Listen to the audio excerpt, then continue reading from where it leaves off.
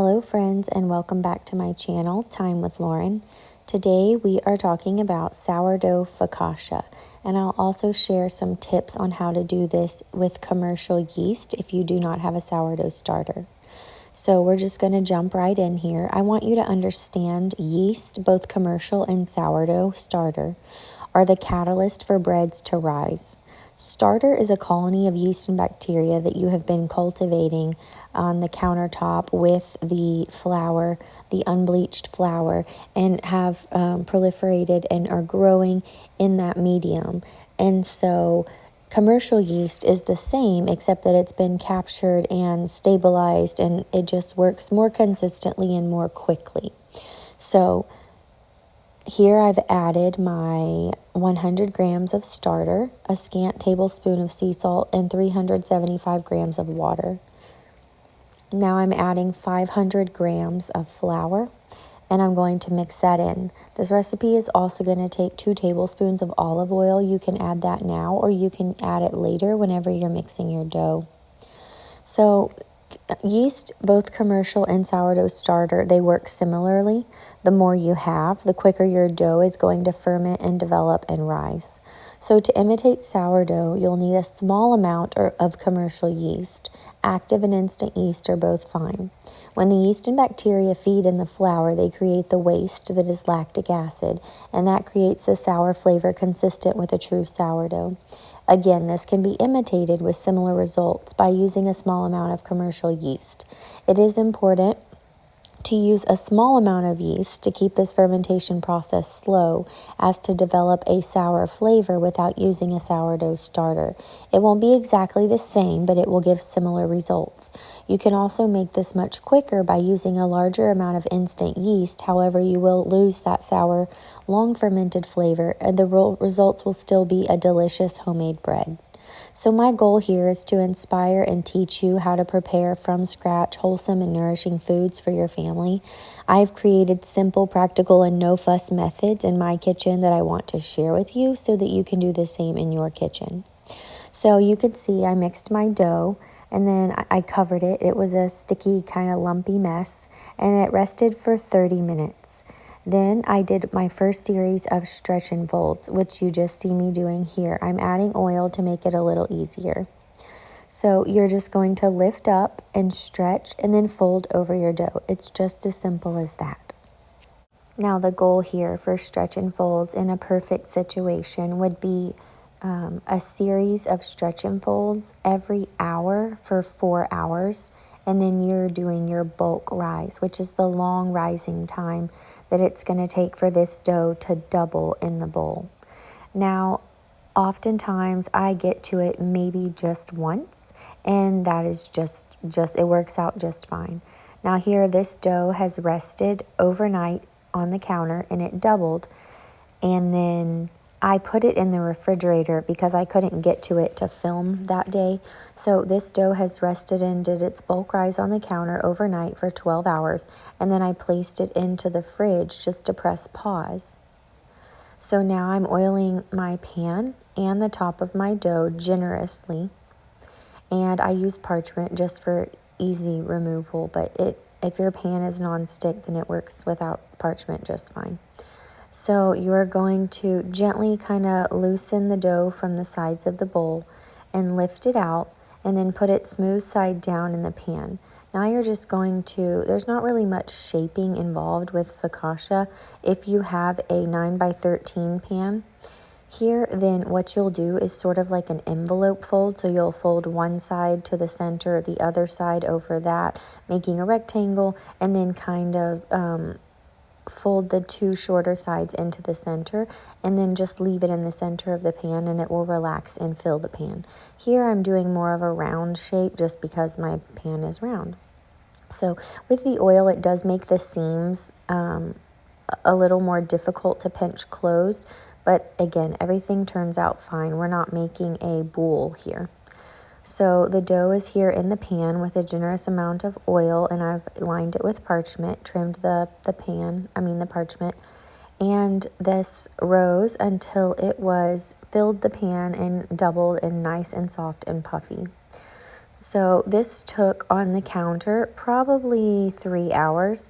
And a trick for this, and this was because my house was cool on this day, but a trick for this is you can place it into an oven with the light on, and it will be a little more warm and it will rise a little more quickly.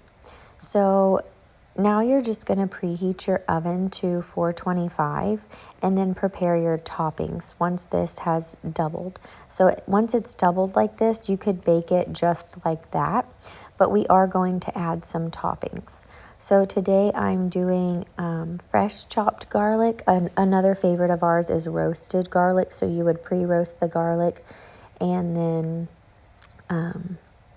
bring that out of the cloves and then kind of smush it in. But here I'm doing fresh. And then these are fresh tomatoes. We are in the middle of January, and we had a hard freeze for 2 days here in Southeast Texas. But up until then, we had a 5-gallon bucket of fresh tomatoes. So I'm doing fresh garlic here and tomatoes. You can do Parmesan, you can do cheddar, you can do bacon, you could just olives and oregano, anything your heart desires. Olives, oregano, feta is wonderful.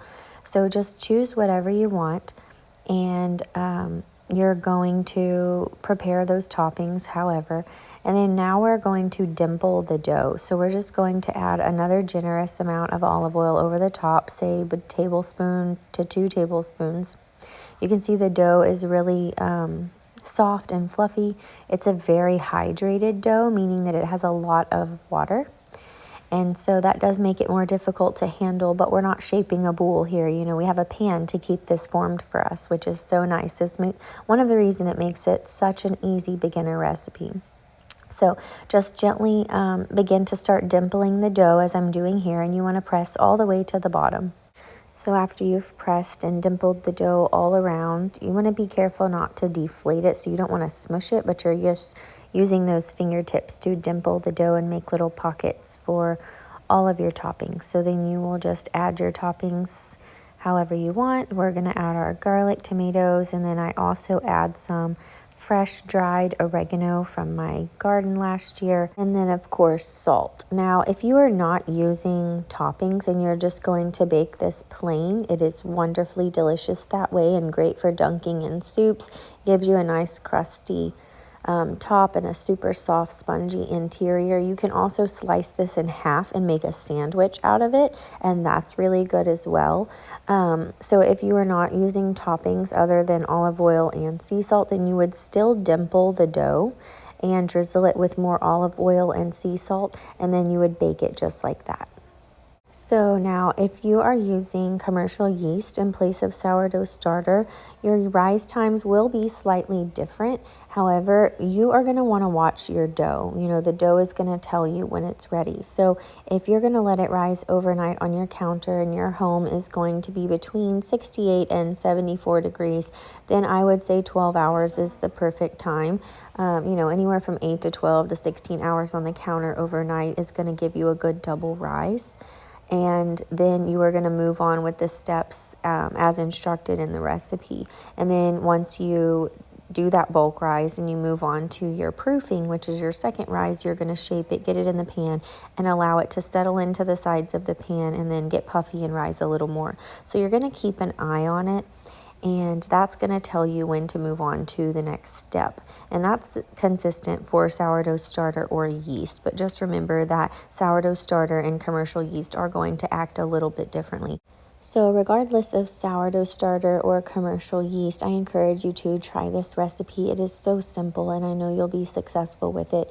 If you have any questions, leave them in the comments, and I would love to chat with you and work through your cooking process with you and help you out if I can. So you can see this dough here has been dimpled and topped, and it is ready to go in the oven. Look at those nice big bubbles that are already coming out of our sourdough. It's still so active and lovely.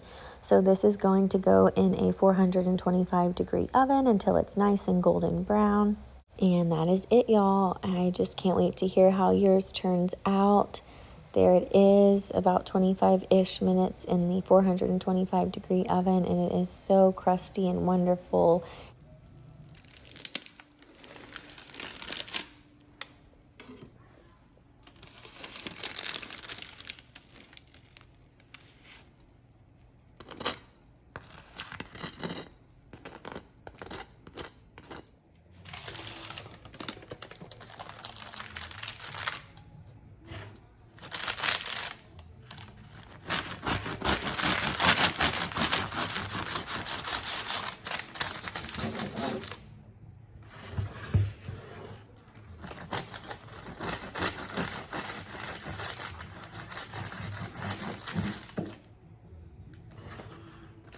So there it is, y'all. It is, oh, it was so delicious. We enjoyed it. This is so scalding hot. I literally lifted it out of the pan, and so I can barely hold it here. I'm trying to get footage for you guys so that you can see how soft and tender it is, but it's like scalding my fingers. So anyways, it's super crusty on the top, super soft and fluffy on the inside. And like I said, you could let this cool and slice it all the way across to make sandwiches, but either way, I hope your family enjoys it. Don't forget to like, share, and mostly subscribe to my channel, and I will see you guys in the next one. Thanks for watching.